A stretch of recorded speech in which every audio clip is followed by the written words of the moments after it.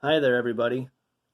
Just wanted to touch base with you. I know I've been running some Zoom meetings, and I tried one Google Meet, and the numbers that have been showing up has been all over the place. I think on the high end, we had one week, one of the Zoom meetings, we had maybe like 14 to 15 people, which was pretty good. At our last Zoom meeting, unfortunately, we only had five, and we were talking about the FRQ4, and it's pretty important. So I thought tonight I wanted to put out a YouTube video just touching base with you on a couple of different important things coming up. So first and foremost, assignments. We have had 6 total assignments so far. They're all on Google Classroom. I've got a Google sheet on there with your ID numbers and your grades, your points that you've earned. The 6 assignments that we've had. Well, first off, don't include this. I had you do the Unit 1 review guide for AP exam preparation purposes. I didn't score it. In fact, I put the answers out on a YouTube video for you, but that did not count for a point. The very first assignment that you legitimately had for a point was the Unit 2 review guide. Then you had the Unit 3 review guide. Then you had a constitutional clause / Supreme Court case assignment. You had then a student sample where I gave you like samples A through F of FRQ1 responses, and you had to score them. And I think the high score could be a 3, could be 3, 2, 1, or a 0, and then you had to justify like why you rated it lower than a 3 if they didn't get a 3. And then the last 2 things that we've had is that yesterday there were 2 FRQ1s that were due. You were supposed to write them yourself. I gave you the prompt. You had to write a response. Those were due yesterday. So those are the 6 things. Most of you are fully caught up. You've done everything you're supposed to. You're in great shape. Keep up the good work. Some of you guys are missing a couple things. Maybe you forgot to do something. Maybe you had internet issues. Maybe you turned something in, but you left part of it blank, and then I told you you had to redo part of that, but you still haven't gotten into me yet. Fine. Get those things done. Get them into me. You're back in great shape. There are a few of you that haven't turned hardly anything in yet. And I've emailed, I've called, I don't know what else I can do. If you want credit for 3rd trimester AP Government, you have to turn the work into me. There's no other way around it. You just have to do it, and you got to get it to me so that I can see it. So please, get caught up. Now, moving on. I think you guys are all well aware that the AP Government exam is Monday, May 11th at 4 o'clock. It's basically 2 weeks from yesterday. If you're taking it, I want you to be fully prepared. Okay? We've got unique circumstances right now since we're not in school. I don't get a chance to see you on a daily basis. I don't get a chance to do review activities with you on a daily basis. And so that's a disadvantage. However, we do have a lot of time still, and you have a lot of free time on your own, possibly. For those, I don't know what your schedules are on a daily basis, but I'm assuming you've got some time. I want you doing something every day to get ready for the exam if you're taking it. Again, you spent $94 towards it. I want you to put yourself in the best chance possible to do well on this thing and get a 3, 4, or a 5 so you can get some college credit. Now,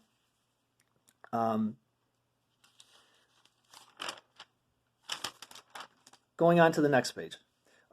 I'm hoping by now that all of you are well aware of what the AP Government exam is going to look like. Now, I don't know how this is going to work with my phone, so I'm just going to try it and I'm going to hope for the best.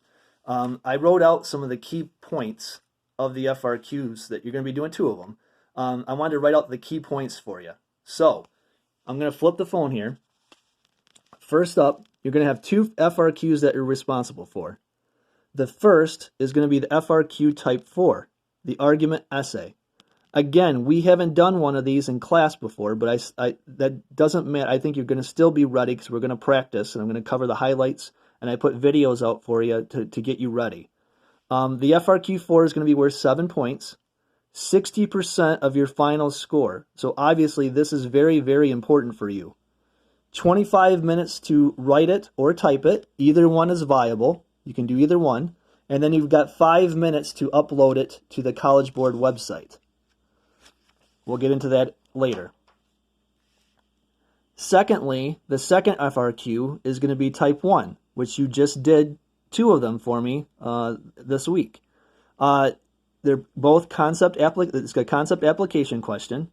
It's going to be worth 3 points, 40% of your final score.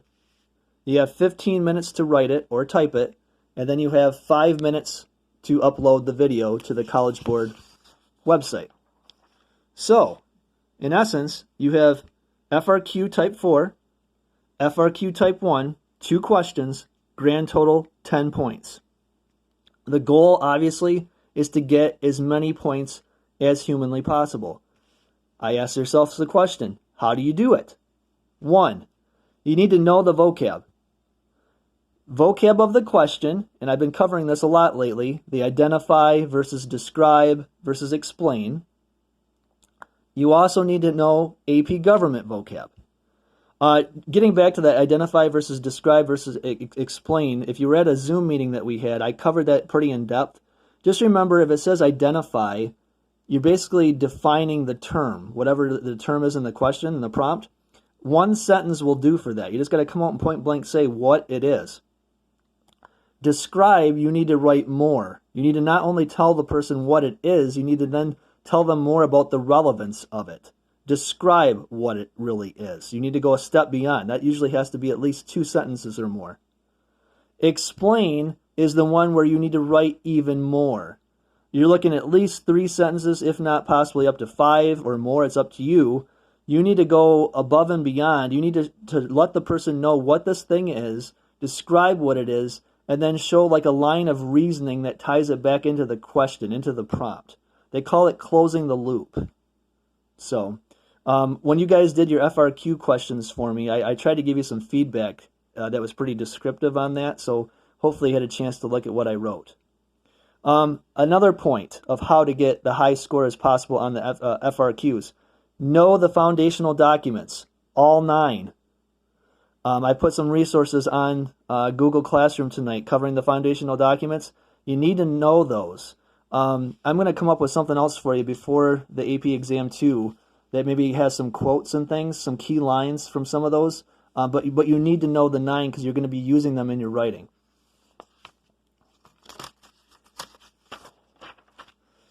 Number 3, you need to know the Supreme Court cases, the 15 of them. You can use one of these for your second piece of evidence in the FRQ Type 4. I'll get into that in a minute.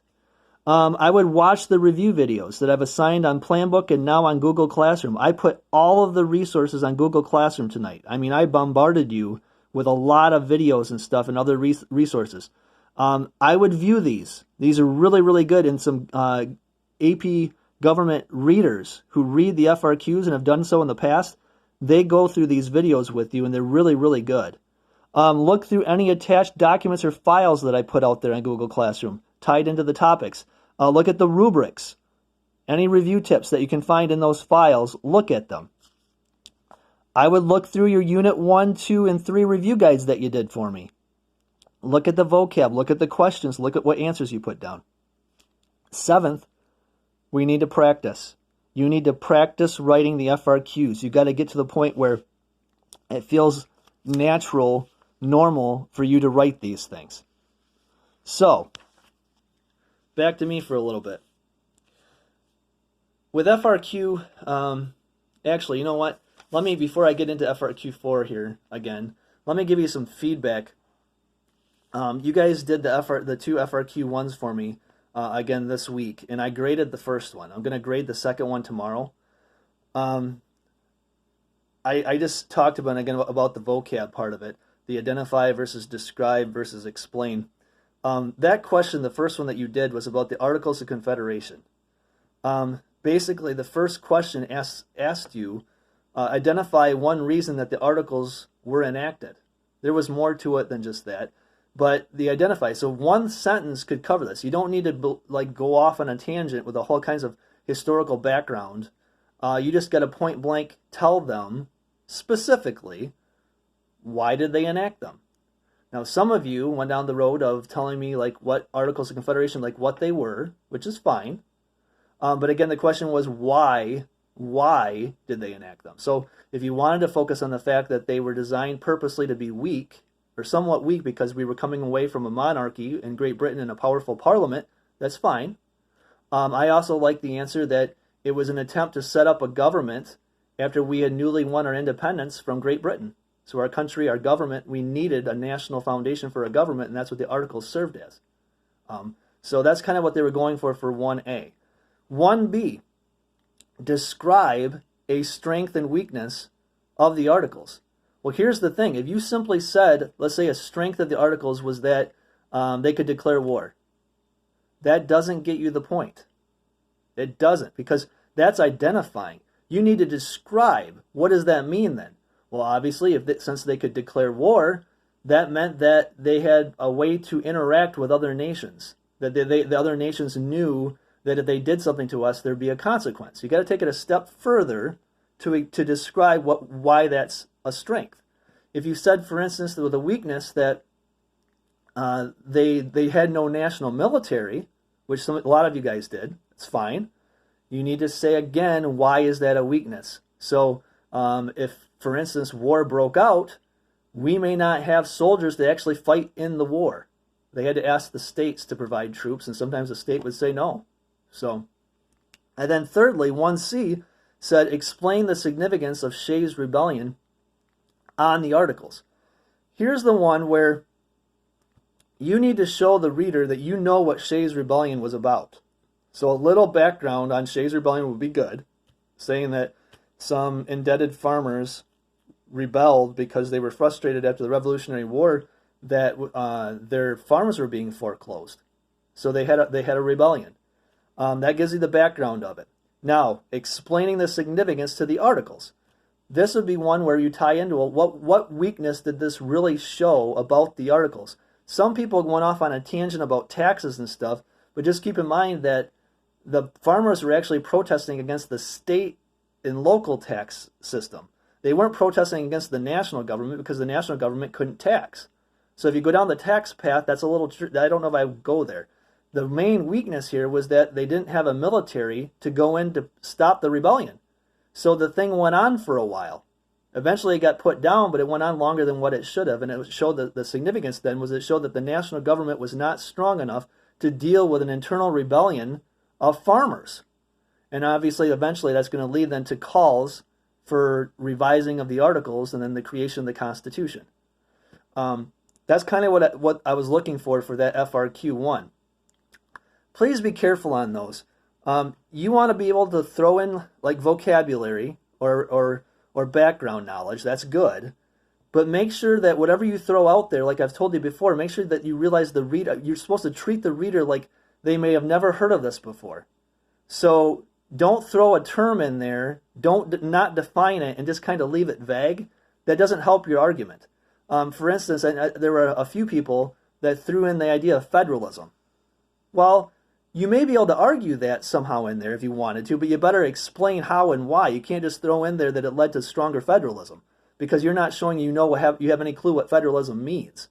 So I just would be careful about your vocab. Make sure if you throw something in, you come out and say what it means so that the reader knows. So that was just some feedback on the FRQ1 that you did for me. Now, what else was I going to say? Let's see. Other advice for this type of FRQ. Again, FRQ1, the one that you just did, will be the second one that you do on exam day. Make sure your answer be specific. Make sure you address the question. Sometimes they even suggest like throwing some of the vocabulary of the question back into your response, especially for like the third one, like if you have to explain something, relate it back to what they're asking in the actual question. Make sure that if you're going to handwrite these, you write legibly. Make sure you number it. Make sure I would break it down in like your answer. Don't write it like in a series of paragraphs. I would like label it 1A, 1B, 1C, or 1 and then A, B, C. Label it so that the reader, make it easy on the reader. In some of the videos and stuff that you see, the instructors explain that really, really well.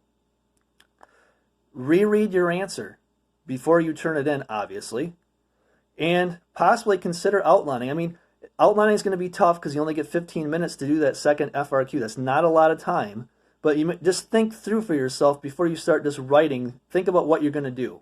How are you going to write it, and then attack. So that was FRQ 1. On to FRQ 4. This is kind of like the granddaddy of them. This is, again, the big one. We haven't done one of these yet. I just don't want you to be freaked out about it because it really isn't that hard to do. You just have to know how to set it up properly. Remember, it's going to be 60% of your score. I attached a sample one the other day on Google Classroom. I would look through that. Then I would watch the videos that I just put on there again for the FRQ4 and how to do them. There are some really good short videos on there. You need to watch them. You have to. I wanted to give you an outline of what one would look like. Okay? Here again is back to my sheets. Hopefully again this shows up. FRQ Type 4 is the argument essay. It's going to be the first one that you're going to see on the AP Government exam. You're going to get a prompt, the description, the base of the question. It's likely going to include 2 or 3 options to choose from, and you must choose one of them. You're going to have to write a thesis. You're going to be in that thesis you're going to be making a claim for one of the options. You are making a case then for the option that you choose. That's what you're going to be doing. Flip the page here, and obviously they're sticking together. After that, you then will be provided with 3 pieces of evidence by title. They will be 3 of the 9 foundational documents. You must choose one of them. Okay? One of them. You have to use one piece of evidence that they provide you. Okay? You're going to then, with that evidence, you're going to write a paragraph identifying the document you chose and relating it to the prompt. You will describe it, and you will also explain/show reasoning of how your evidence proves your claim. All right? Lastly, you must provide a second piece of evidence and do the same thing you just did in the preceding paragraph. Now, this evidence that you choose for your second piece could be one of the 3 that you didn't choose in the first place that were provided to you, or any other foundational document that you've studied of the 9, or a Supreme Court case that we covered, or any key concept that we learned in class.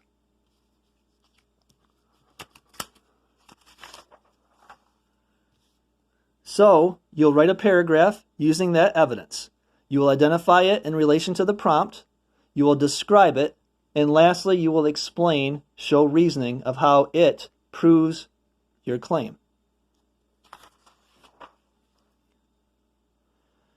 Just to give you a quick outline then of FRQ4, and by the way, I put something on that like folder on Google Classroom for FRQ4 materials. There's a template on there that sets this up for you. It's a perfect template. I would look at that. You're going to have your thesis, one statement, and I'll give you an example here in a second, but a statement with the word because, and then your line of reasoning. You're not going to include any of your pieces of evidence here. You're not going to put evidence here. You're just going to put a line of reasoning that shows your point of view for this FRQ. Okay? Then that'll be worth 1 point for your thesis. Then you're going to have, oh, by the way, with that is your opening, and that is going to be your first paragraph, even though I shouldn't call it a paragraph, because really it only needs to be like one sentence. One strong sentence talking about where you stand on this issue. That gets you going. That's worth the point. It's by itself. That's your opening paragraph. Even though a paragraph usually has to be 3 to 5 sentences, this can be one sentence. Then we move on. Second paragraph is your first evidence one. They're going to give you 3 options to choose from of evidence. You choose one. You identify it. Tell the reader what it is. Describe it in relation to the question, the prompt, and then explain how this piece of evidence, whatever it is, helps support your claim, your thesis. This is worth 3 points. Lastly, your third and final paragraph your second piece of evidence. It's going to be a paragraph. You're going to identify whatever it is. You're going to describe it in relation to the prompt, and then you're going to explain how it reinforces, supports your thesis. They call it closing the loop. When you explain it, they say closing the loop. You got to close the loop. I would throw because into the explain part every time, and I would use wording from the prompt in this as well. That's worth 3 points. So you got 1, 3, 3, grand total 7. Now, I wanted to point out something. The one that I put on Google Classroom, this was the sample, and I've written all over it, so I apologize for that. But here was the question. It says, develop an argument that explains which of the 3 models of representative democracy, participatory, pluralist, or elite, best achieves the founders' intent for American democracy in terms of ensuring a stable government run by the people. One of the first things that you should do for yourself is make sure you know what those 3 things then are, because you got to choose one. Which is there one that you don't know? If you don't know it, don't do it. Is there one that you know better than the others? Do that one. But you've got 3. You should define them for yourself. So participatory means like broad participation where everybody participates. Everybody votes, everybody chooses. Pluralist, again, means groups, like factions. Elite means like limited, filtered citizen participation, where like we vote, but we vote for someone else to represent us. That's kind of like into elite. Keep in mind, there are no right or wrong answers for this question. You can argue any of those 3 and you can get the points. Doesn't matter. Now, in your essay, so you're going to have a thesis for this, but here's the rest of it. In your essay, you must articulate a defensible claim or thesis that responds to the prompt and establishes a line of reasoning. So that's, again, your 1 point. You got to have a strong thesis statement. For instance, do you think that participatory, pluralist, or elite democracy would best achieve the founder's intent? So, for instance, here would be a good thesis. Let's say, for instance, that you know a lot about pluralism. You remember, like Federalist number 10, the idea of factions competing against each other?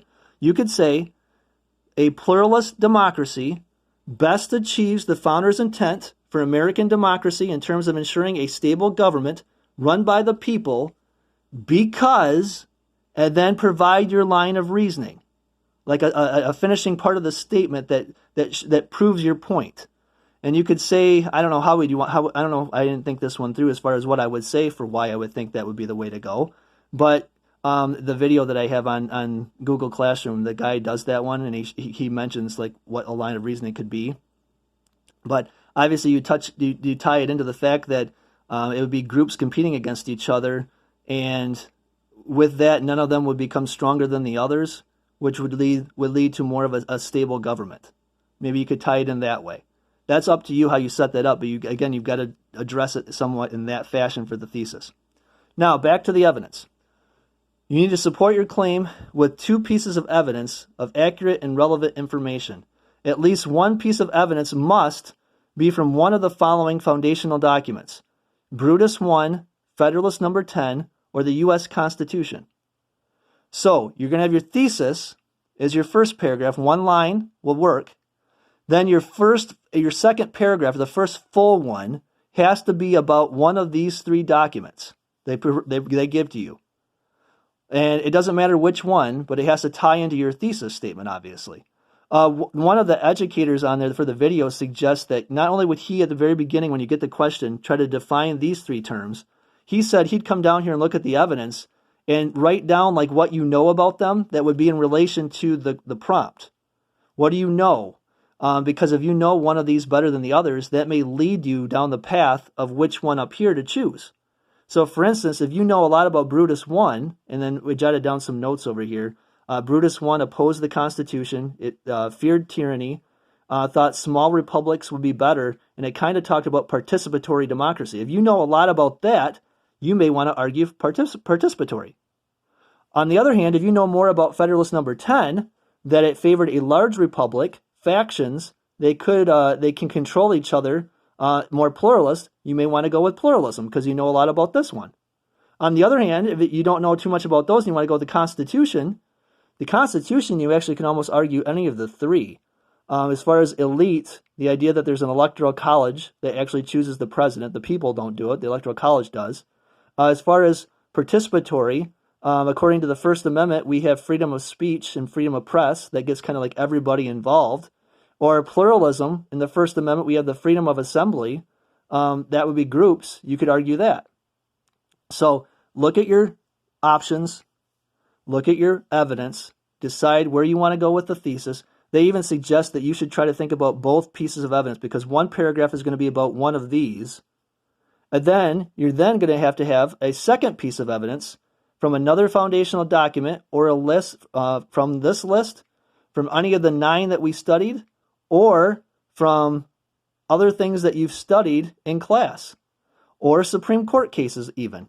So the second piece of evidence, you can choose one of these others that you didn't use in the first place, one of the other of the 9 foundational documents, a Supreme Court case, or some other topic we studied in class can be your second piece of evidence.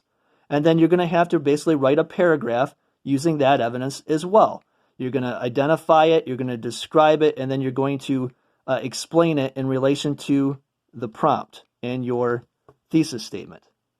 So, again, before you start typing, you may want to outline this. Know what your 2 pieces of evidence are going to be. Write them down, jot them down, because you don't want to start writing this thing and have a very good like opening thesis and then say a really good strong evidence paragraph with one of these, and then totally like forget like what your second piece of evidence was going to be. So make sure you write down what evidence you're going to use right away before you start your actual writing. So hopefully the video quality on this is decent. I'm afraid I can't see the camera when I'm holding it like that, so I'm just hoping that it worked out okay. If it didn't, I apologize. Now, some other pieces of advice on the FRQs. Don't use emotional language, okay? You're trying to throw an argument out there for someone to convince them that what you think is right, but don't use loaded emotional language for it, okay? I've been torn on this.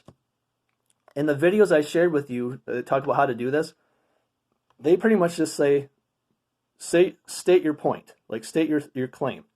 On some of the other samples I've seen, they throw in like the words "I think." I don't know. I in my opinion, the "I think" part weakens the argument a little bit. That it's not needed, but I don't think you'll get marked down for that. But just remember not to use like emotional, loaded language kind of things.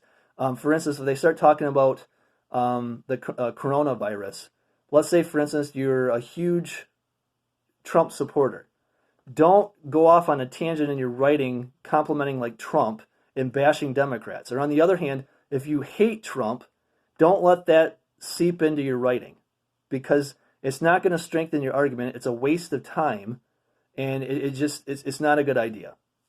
Other piece of advice: use words from the prompt in your writing, especially the reasoning explain part for those second and third paragraphs. Mention the prompt. Mention the end of the prompt in your final conclusion for each of that second and third paragraph. Throw that back in there. That strengthens it. It shows that you're showing reasoning. You're tying it into the prompt.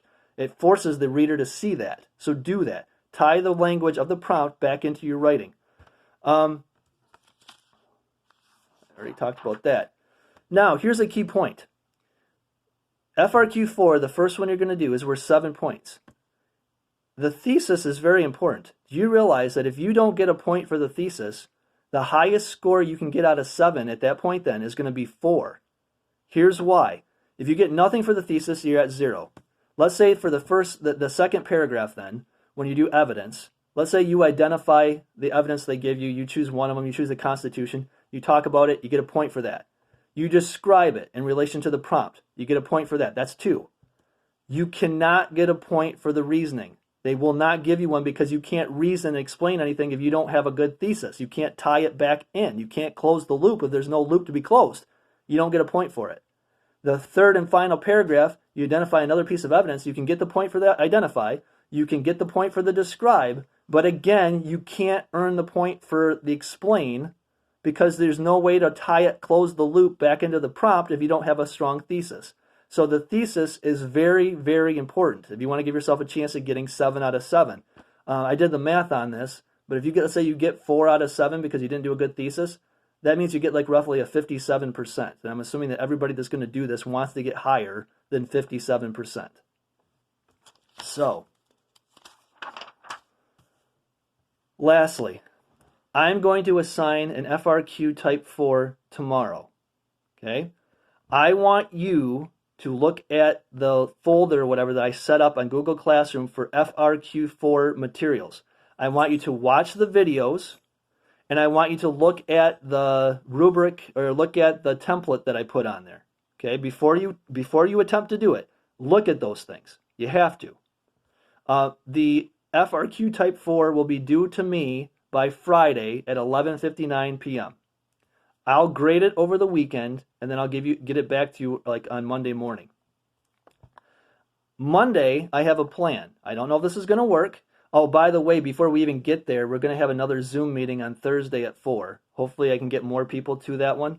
But Monday next week, I'm going to try to set it up on the AP Classroom that you're going to be taking the actual exam on. I'm going to try to set it up where you're going to be doing it at 4 o'clock on Monday, if you can be there. If you're not, you'll have to do it at some other time. But I'm going to set it up with an FRQ4, and I'm going to try to set it up for 25 minutes, and then an FRQ1 and set it up for 15 minutes. And I want to try to recreate the atmosphere of the actual AP government exam for the following Monday at 4 o'clock. So Monday at 4, you're going to do an FRQ4 and an FRQ1 back to back, 25 minutes, 15 minutes, and see if we can recreate. Remember, on the actual AP exam, you'd have an additional 5 for each of them to upload the material. I'm going to be posting a lot of sample FRQs in the next 2 weeks. I'll tell you which ones you have to do, but some of them are just going to be out there for you to look at.